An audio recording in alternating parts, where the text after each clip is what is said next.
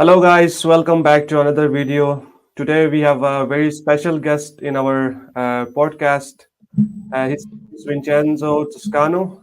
He's the founder and CEO of the full service Amazon agency, eComcy. Welcome to the podcast, Vince. How are you doing today? I'm doing great, Mirto. Thank you so much for having me. Pleasure to be finally once more here on the podcast. It's been an amazing week so far. So excited now to spread some wisdom with your community. Yeah. Yeah, great. Could you please introduce yourself to the audience who may not know you, and then we can jump onto that topic? Yeah, of course. So my name is Vincenzo Toscano. I'm the founder and CEO of Ecomcy. We basically, as Mir said, we are a full brand management agency for Amazon and Walmart. We basically do in-house everything from A to Z, from Amazon PPC, listing optimization, brand creative, international expansion, launching new products for your catalog. So everything that basically you need to successfully scale your brand on these two marketplaces, we actually is what we specialize on. The team is basically spread across the globe, which is why we are very well known when it comes to global expansion. We have teams from the US all the way to pretty much Japan. So we operate across all the regions where Amazon and Walmart are operating. As of now, we also became official partners with TikTok. So we also do TikTok Shop for brands and also Alibaba for the B2B operations. And yes, our main bread and butter is basically helping brands to, more than actually succeed on their hometown, actually, spread their wings and go into new markets. So that's all about what we specialize on pretty much. Yeah. Yeah, great to hear, and congratulations on partnering with TikTok Shop as well. So, Thank you. I think we will start this podcast. So, obviously, by the title, you guys can see that it's about how to make or how to build $1 million brand on Amazon in 2024. So, Vincenzo, what do you think are like the necessary aspects of when it comes to building $1 million brand on Amazon, especially in 2024 when you see all the marketplace changes, Amazon is changing, the fees is changing, obviously. So, what do you think about that? Yes, I would say one of the first mindset shift we have to do in 2024 is that we have to stop basically thinking about Amazon as the business, but actually as a channel. First of all, right? I think the days that you can only rely 100% on Amazon are getting tougher and tougher. Mainly because there is a ton of competition every single day jump into the platform, especially in United States. Then we have, of course, more complication from the fee perspective, right? Like fees are getting higher, therefore the margins are getting thinner.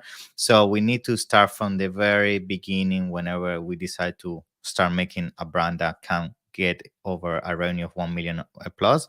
It's like how I make a brand that is compatible with as many marketplaces as possible, and at the same time is friendly when it comes to a social commerce, which is something I'm also going to bring to the equation for 2024. I think that in 2024 you have to strongly also think beyond the product and actually what is going to be the ecosystem you're going to bring around that specific product. Because if you only try to focus on making, for example, the $1 million around a specific product, first of all, it's going to be tough because, as I already mentioned, the customer acquisition is getting higher and higher. And if the only silver bullet is pretty much one single SKU, and that single SKU over time can get more saturated because more people discover that SKU, and then the CPCs go higher because then you have sometimes the factory coming directly to Amazon trying to compete with you, and you don't have any kind of protection when it comes to one single product. Then that's the reality why most Amazon sellers don't reach that $1 million basically milestone and able to scale forward. So that's the number one thing. Try to go and think how I'm gonna basically from this single product that's gonna be my first product, 5, 10 years from now, create an ecosystem and expand from there. So the first number one exercise is try to come up with ideas that are very easy to expand in terms of catalog, right? So you want to make sure that you come up with a product idea that you can easily basically upsell to your clients, right? So I'm gonna use a very simple example. Of course, don't use this example because it's very competitive, but just for use the scenario so you understand how this interconnects to one another. So, for example, let's talk about something like a supplement, right? So if you start implementing the ecosystem around specific niche, let's say I am a supplement brand that designs product for people that are looking to stay in shape and basically want to keep a very high level of um, basically routine in terms of having all their vitamins, all their proteins and all of that. Then from that a choice I'm making from the very beginning, you already have like 50 to 100 products I can do down the line.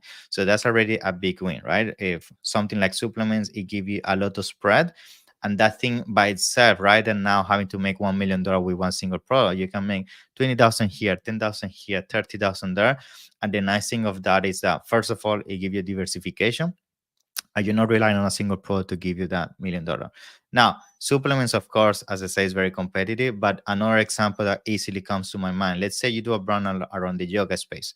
You can do the yoga mats, you can do the yoga blocks, you can do the yoga straps, you can do the yoga balls, you can do so many things. And by the time you realize how many accessories you can do, you realize the power of having this catalog effect that's going to allow you to scale your brand forward. So just to finish on this first point, and then of course I'm gonna go deeper, is make sure from the very beginning, if your goal is to make 1 million and up, is to enter in a niche like the two examples I gave you that has some kind of a future proof down the line that is going to allow you to expand your wings into other type of accessories that can complement your initial offering, and you can use your initial consumers that you acquire at the beginning to upsell them more things. Yeah, so that's the first thing. Yeah, great. And like for those sellers, what do you recommend? Those sellers who are, already selling something on Amazon, Mhm. and they are maybe at 5 figures, or maybe they are at like 6 figures. How they can like expand to hitting that 1 million goal? Yeah. So for example, those sellers that are already selling on Amazon. So a quick exercise you can do, and it's very easy, tying back to my first one, is like you can use things such as, for example, ChatGPT. Very simple exercise, and you can go and basically ask ChatGPT like, I'm selling X product. Give me extra amount of ideas in terms of maybe variations for my existing product or accessories for my existing product to basically scale my revenue. So one of the mistakes a lot of sellers do is they try to get and they get too attached to a single product, right? So they get too emotional and they think that's the only product that's going to take them to X in terms of revenue. And the thing is, if you try to become, the best one at that product, and you put and get like so tunnel vision with one single product, usually what I find by talking to founders is that the amount of money sometimes is going to take you to having 50-60% of a market share to 80-90% is going to be sometimes the same effort and money than launching new products.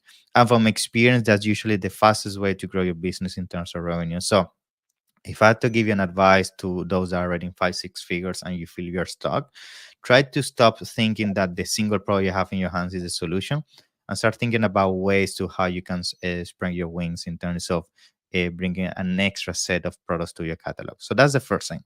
The second thing, so I can actually now build a series of steps when it comes to how you can build a brand towards success and getting over 1 million, is you want to make sure from the very beginning, once you figure out a brand and a type of a more than a brand, a type of a product that essentially can allow you that kind of spread in terms of catalog, the second point you need to focus on is a product and a category that is very friendly when it comes to social commerce.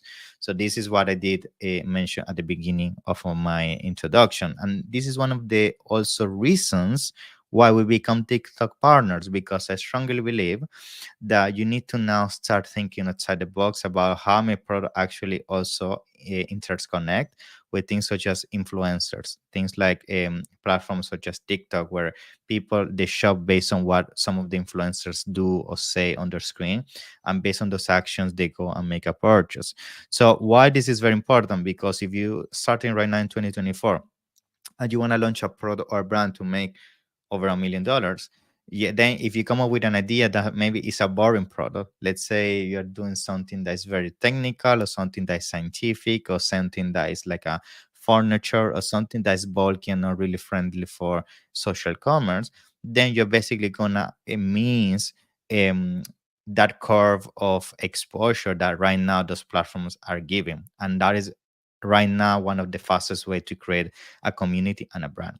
And by knowing the importance of having a community and a brand, you want to make sure you take all the elements into consideration, which is making a product that's friendly toward these platforms. So when the time comes and you launch this brand, you can actually leverage these other platforms such as TikTok, right? So that's the second point I would say that also applies for people who's already selling.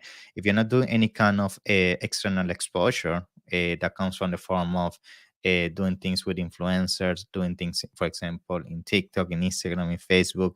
We work, for example, very closely with YouTube reviewers. So imagine you are selling a yoga mat as the example, right? And let's say you have these five top YouTubers that do yoga sessions and yoga trainings on YouTube, but they also review yoga mats. You can tell them, do a video of the top yoga mats in Amazon, basically make one of my pros one of the top five, and in exchange I will pay you X rate, and on top of that, commission from the traffic you send to Amazon.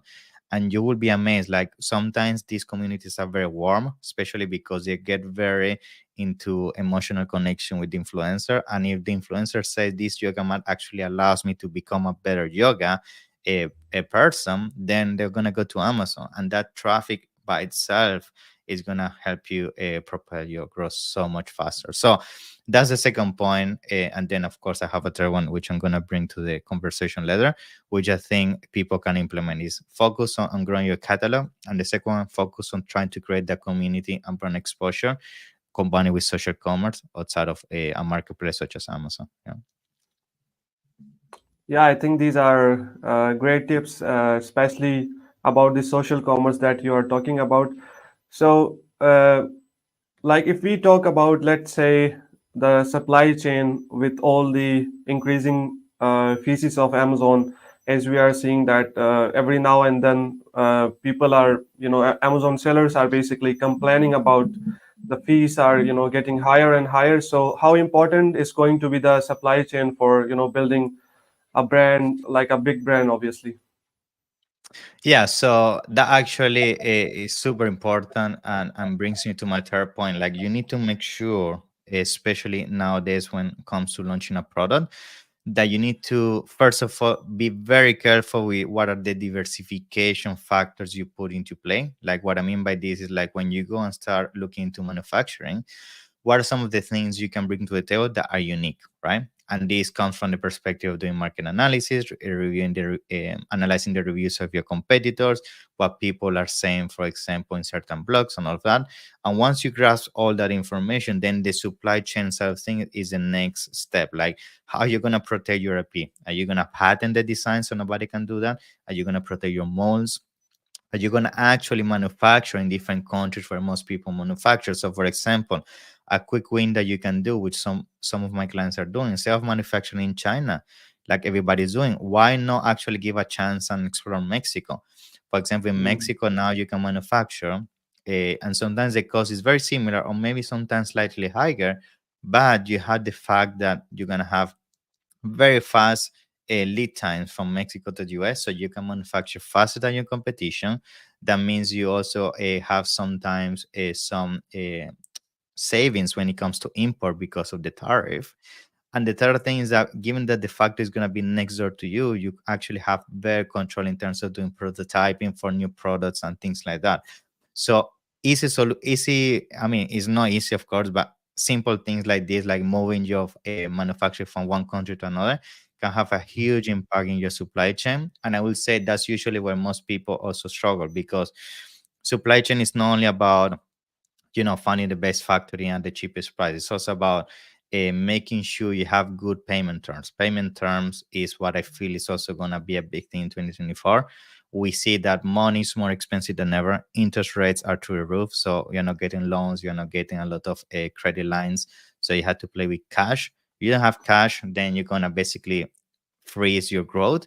And you need to make sure that you have a good relationship with your supplier, that rather than paying everything up front, maybe it's like 30% before the production, then another 50% after the goods are finished, and then another 30% 30 days once the goods are delivered. So you can spread your expenses and be able to grow your business efficiently. So this third point is super important, because if you don't, especially in 2024 with the with what is coming in the states, that we know most likely Trump is going to win. That's going to have a huge impact in tariffs and all of that. If you don't start taking consideration those economic shifts, you're going to struggle as well, and it's going to uh, basically break you from reaching the $1 million, because then you may have the perfect product, you may have the perfect branding, which is the first 2 points.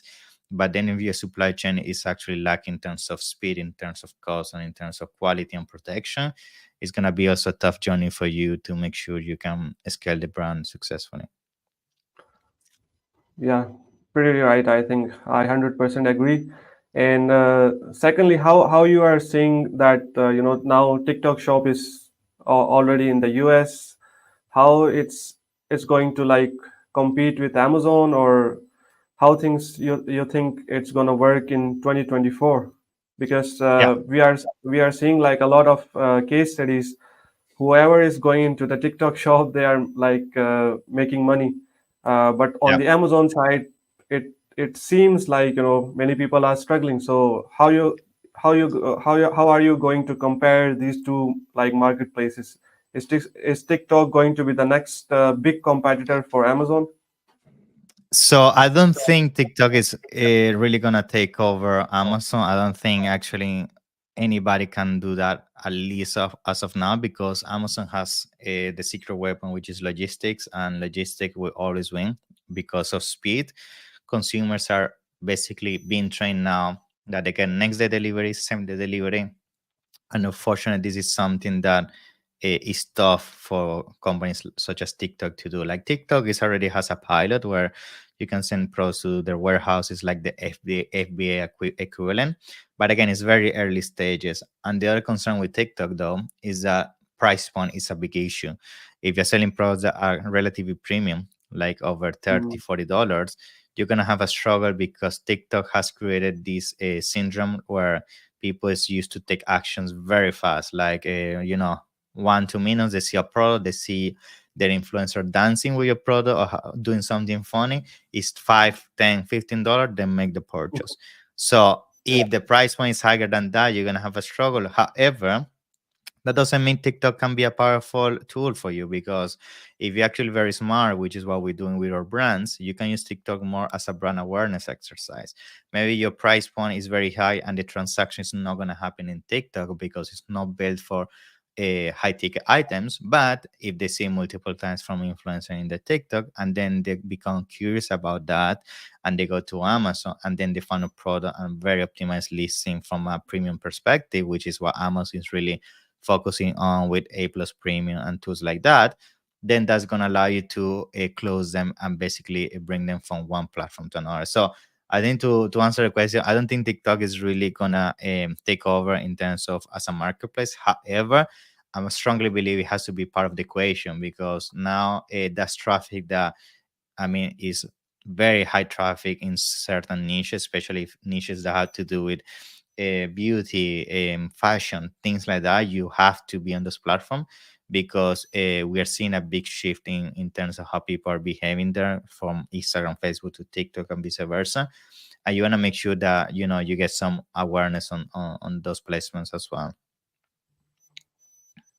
Yeah, and let's come back to the topic after the supply chain. So let's say uh, the sellers are going to expand the market. Like they launch multiple variations. They have a strong supply chain. So when it comes to launching on Amazon, what kind of strategy should they go with when it comes to listing optimization? I know creative images play a very important role when it Yeah. comes to Amazon or in general e-commerce.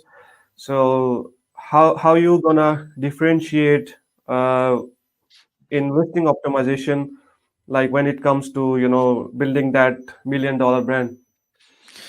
Yeah, so I would say when you're launching a brand on Amazon, something that you have to really do from the very beginning is think outside the box, right? I think what I mean by that is like a lot of the mistakes I see is that people they're gonna launch a product, let's say in the yoga space, to use that example, and they use as a benchmark what other competitors are doing in the niche, right? And going out of the box and think, you know what, actually, I'm not going to focus on some of the people already doing or what is the baseline they're creating. I'm going to create my own baseline based on what I really think is the amount of you know experience I want to bring to my consumers. Like this can be done multiple ways. It could be done by platforms such as IntelliBee, Pigfu, that allow you, for example, to analyze communities and allow you to really get insights from the right avatar that's going to buy your product. It can come from a market research, like by using AI. You can easily analyze multiple resources like podcasts, blogs, newspaper, and analyze trends about what people are looking to get in that niche, and use that as the initial brand guidelines in terms of how a brand must be to successfully convert that kind of consumers. And then the other thing you have to be mindful as well is that sometimes the game of Amazon, of course, is to have a product that's unique, but at the same time it's also to have a branding that's unique. If you're gonna do exactly the same kind of order that all the people are doing in that specific niche, like this is what they're doing for a main image, second image, and you just copy paste the same, you're not gonna break a pattern. So a big advice I do is like always come up with ideas that are gonna break the trend. So if everybody's using certain angle with the product, like from left to right, you do it from right to left. If they're not using box on the main image, use a box that create a packaging that's very peach in terms of color. Like for example, a trick I do is usually my packaging are like very random colors to be eye catchy. So if everybody has a black box, I will have an orange box or a green box, and then I will put on the image, and that will be very interrupting in terms of pattern and will make them stop.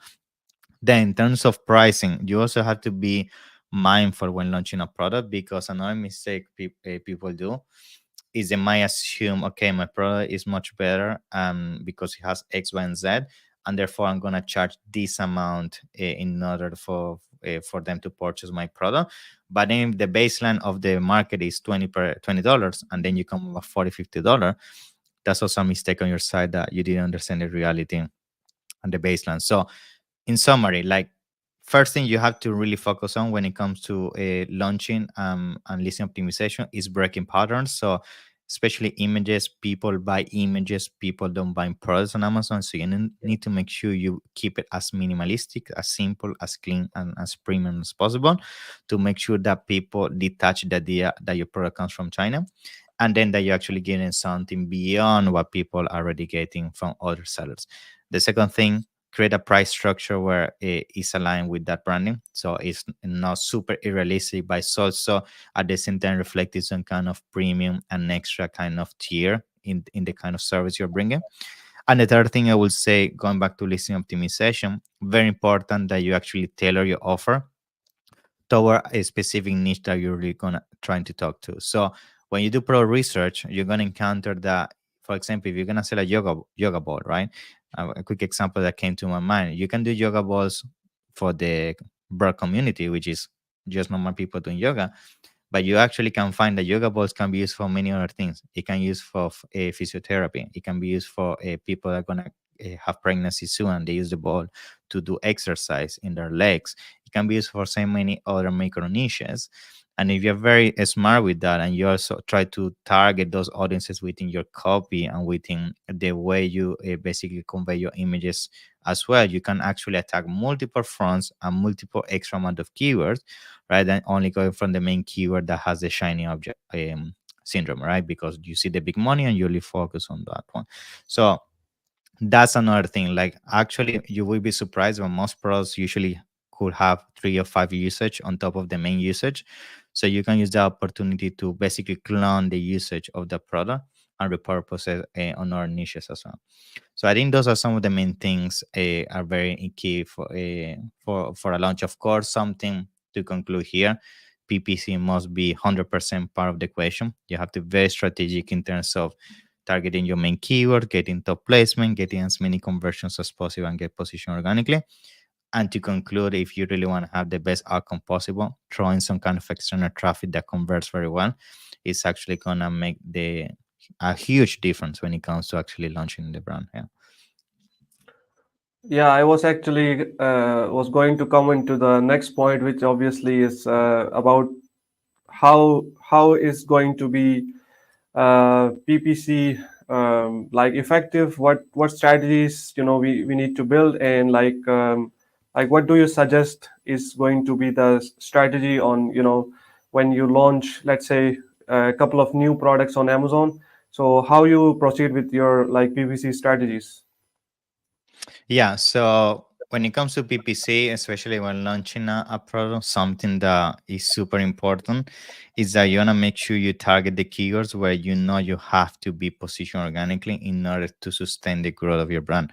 So PPC at the beginning, I see people doing this mistake that they try to go very broad by using broad campaigns, phrase, and auto, which again, they must, of course, be part of the strategy, but not at the beginning. At the beginning, it's all about creating that relevance, basically connection between your product and the actual category you're selling on. So something I will do from day one when it comes to PPC is only run exact match campaigns on my top 10, 15 keywords max, and try to get my product position there as fast as possible. So how I do that? If you don't have reviews, you may ask.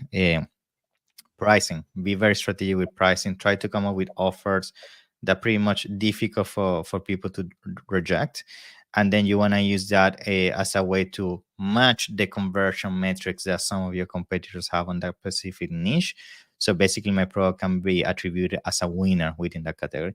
Once you start getting those conversions by being very aggressive with pricing and the right placements, that's where then you want to start also expanding the wings into phrase, broad, and auto, because by then Amazon already has made a very strong connection between what is your product and what are the keywords actually bringing sales, and it's going to allow you to actually, on a more efficient basis, come up with other long tail keywords from your seed keywords that can actually also be a good potential for your product. I see. And like when it comes to expanding your reach to the customers, like using a sponsored brand and display, do you use like any specific kind of strategy to grab more sales? Yeah, something I like to use a lot is sponsor products, of course, is the main one. That will be the main one I will use at all times. Then once I get the ball rolling in terms of sales and all of that, the next one I try into the mix is sponsor brands, especially video campaigns, because by usually within a month I will know what are the keywords where I perform very well, and then I would run video campaigns on that keyword. So basically, I can start getting more real estate. So I already have sponsored products. Now I have video campaigns, and then if my catalog allows me, and I have multiple products, I would test sponsored banners on certain keywords. That could be keywords that are a little bit more generic, but allow for the overlap game in terms of upselling one variation over the other and things like that. And then the final piece of the equation is sponsor display. Sponsor display comes usually into the equation after around 60 days, when I already have a behavior kind of map out in terms of how people behave, what usually people buy my product with. And then I could do retargeting based on behavior, based on interaction with similar products, my products, and I can do even a type of product targeting or over other products that I know usually can get the sales in terms of under the buy box, under the bullet points. And on top of that, I also will use sponsor display to do a defensive strategy to protect my products by making sure those placements that I will use to attack other products, I actually protect it by my own essence. So usually by following that staircase methodology, sponsor pro, sponsor brand, sponsor display, is what we see bringing the best outcome from most of the brands. Yeah. Yeah, that's great. I think we have covered pretty much everything, and we are touching that 30 minutes mark. Vince, I would like to ask you about your agency as well, like how you do PPC and stuff, and if you want to, tell a bit more about your agency in specific to your like the for the Amazon sellers, how you can, help them grow their sales. So that would be great. Of course, thank you so much. I appreciate that. So yeah, you can find me as Vincenzo Toscano in any social media, and also it comes the same. When it comes to PPC, more than happy to extend a free audit and consultation to all the people that reach out. Feel free to go to www at ecomcy.com, where you can book a free consultation with our team. I'm more than happy to realize and go in depth with you what are the things you're struggling with, what are the things you should be improving, and from there give you some advice in terms of how you can make things better. Yeah. Yeah. It was great talking to you, Vince. And do you have anything else that you would like to end up this podcast with? First of all, thanking you. So I appreciate the opportunity. And the second thing, as a last word of encouragement, like 2024 is not going to be an easy year 100% because of all the things we already mentioned. But at the same time, I strongly believe this is going to build the foundation for some of the brands that are going to have the best success in the coming years, because usually in tough times, that's when you build the tough mans. So and tough brands and tough business owner entrepreneurs and all of that. So I'm 100% on board in the idea that, all these things I'm mentioning and all these things that you are forced now to think outside the box, I'm gonna make sure that when the easy time comes, you have built a very strong foundation, which is gonna make you more than $1 million. Yeah, exactly. So thank you so much, Vincenzo, for joining the podcast. To all of those who are looking to grow their sales, I'll drop down the website link of Vincenzo's agency, Ecomcy, and you can, contact them. So thank you so much for watching. We'll see you in the next one. Thank you, Mir. Pleasure.